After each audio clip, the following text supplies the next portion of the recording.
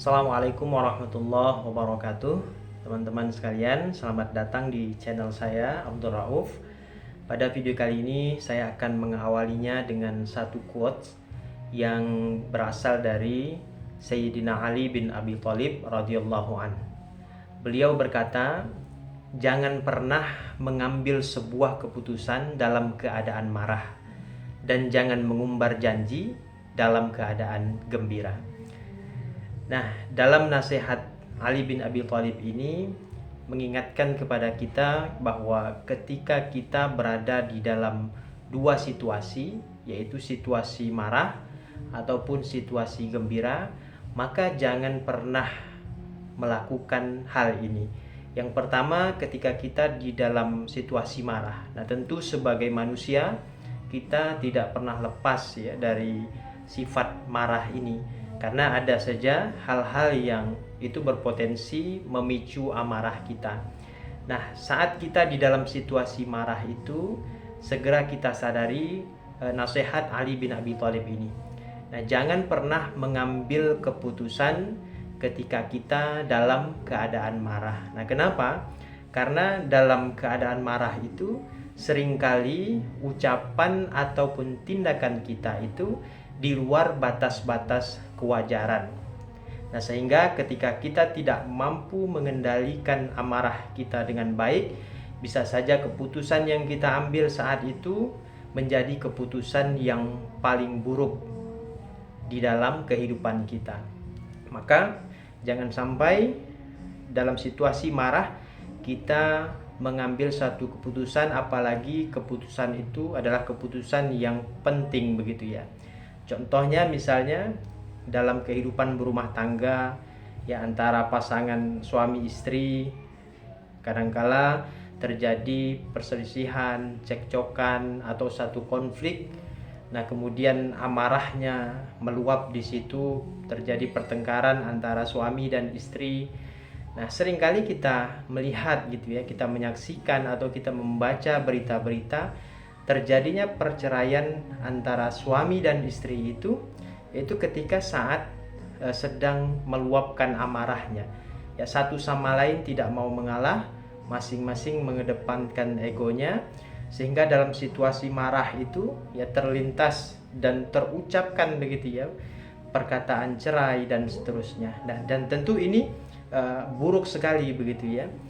Nah, seringkali kita setelah mengambil keputusan dalam keadaan marah itu, ya seiring marah kita mulai mereda, kita mulai menyadari dan menyesali apa yang sudah kita ucapkan dan apa yang sudah kita perbuat. Maka di situ kita dituntut untuk benar-benar mengendalikan amarah kita agar tidak terjadi hal-hal yang buruk ya, yang baik itu timbul dari ucapan kita ataupun perbuatan kita. Maka Rasulullah SAW di dalam hadisnya mengajarkan kepada kita bagaimana cara mengendalikan amarah itu. Yang pertama kata Rasulullah SAW adalah dengan berwudu. Nah, sebagaimana di dalam hadisnya beliau mengatakan bahwa sesungguhnya amarah itu datang dari syaitan, dan syaitan itu diciptakan dari api akan padam dengan air. Apabila salah seorang dari kalian marah, maka hendaknya dia berwudu. Nah, teman-teman sekalian, ketika kita dalam kondisi marah, ingatlah pesan Rasulullah ini, yaitu berwudu. Nah, barangkali dengan berwudu mampu meredam amarah kita. Nah, banyak riset ya, penelitian tentang wudu ini. Di antaranya salah satunya dengan berwudu itu dapat melepaskan ketegangan kita dan menjaga ketenangan batin kita. Nah, ini riset yang dilakukan oleh ilmuwan terkait dengan wudu.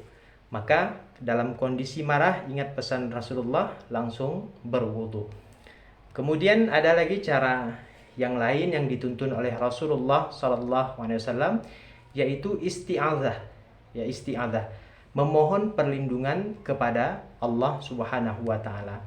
Nah, Rasulullah SAW bersabda, jika seseorang dalam keadaan marah, maka ucapkanlah a'udzubillah, aku meminta perlindungan kepada Allah, maka redamlah amarahnya. Nah, ini juga nasihat Rasulullah SAW. Jika kita dalam kondisi marah, ya, kondisi sedang marah, maka ucapkanlah a'udzubillah, memohon perlindungan kepada Allah Subhanahu wa taala. Nah, kemudian cara yang lain dalam mengendalikan amarah kita yaitu dengan berganti posisi. Nah, Rasulullah SAW bersabda, apabila salah satu di antara kalian marah saat berdiri, maka duduklah. Nah, ini tuntunan Rasulullah. Kalau posisi kita saat sedang marah itu berdiri, maka cobalah duduk. Nah, jika marahnya telah hilang saat kita duduk itu, maka sudah cukup, kata Rasulullah. Namun, jika marah kita tidak hilang, ya tidak lenyap, maka berbaringlah. Nah, ini perintah yang dianjurkan oleh Rasulullah SAW. Saat kita dalam kondisi marah, ya kalau kita dalam keadaan berdiri, coba untuk duduk. Kalau masih marah gitu ya, masih ada marahnya, cobalah untuk berbaring. Nah, ini tuntunan dari Rasulullah SAW. Nah, apa hikmah berganti posisi itu saat kita sedang marah? Nah, hikmahnya diantaranya adalah lepasnya ketegangan secara lahir dan batin. Nah, para ulama juga mengatakan bahwa makin tenang seseorang, makin terang pikirannya. Ya, makin tenang seseorang, makin terang pikirannya. Makin terang pikirannya, makin besar kekuatannya untuk mengendalikan amarah itu. Nah, dari nasihat para ulama ini maka kita dapat mengambil hikmah gitu ya.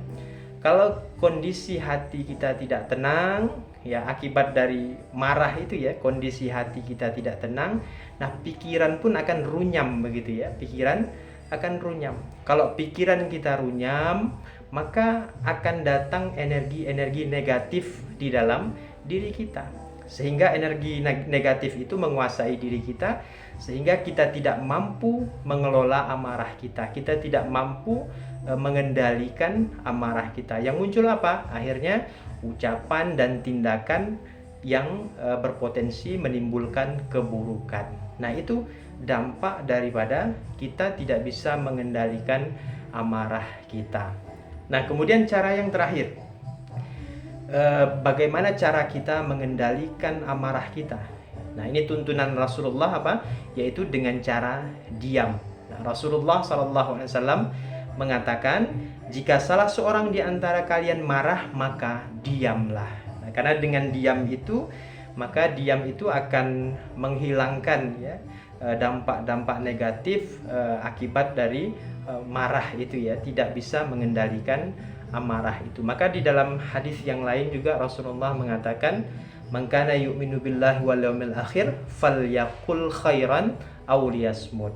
Barang siapa beriman kepada Allah dan hari akhir, maka hendaklah dia berkata baik atau diam. Nah, kalau kita tidak bisa mengucapkan perkataan-perkataan yang baik dari lisan kita, maka lebih baik diam saja. Karena diam itu lebih baik untuk diri kita, mencegah diri kita dari berkata hal-hal yang kotor atau hal-hal yang berpotensi menimbulkan konflik dan seterusnya. Nah, teman-teman sekalian yang dirahmati Allah Subhanahu wa taala, begitulah tahapan-tahapan kita dalam mengendalikan amarah itu.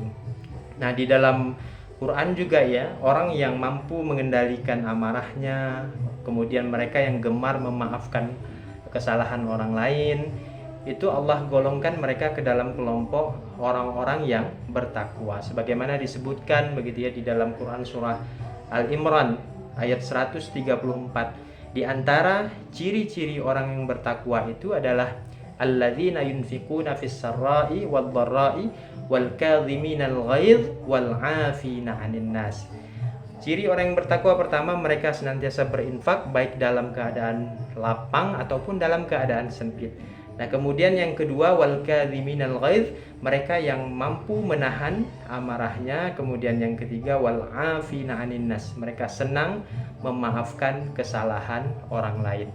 Kemudian di dalam riwayat juga disebutkan ya, di salah satu hikmah atau keutamaan menahan amarah itu, dari sahabat Anas bahwa ketika Mi'raj, Nabi SAW mengatakan, "Wahai Jibril, tadi saya melihat istana yang megah di taman surgawi.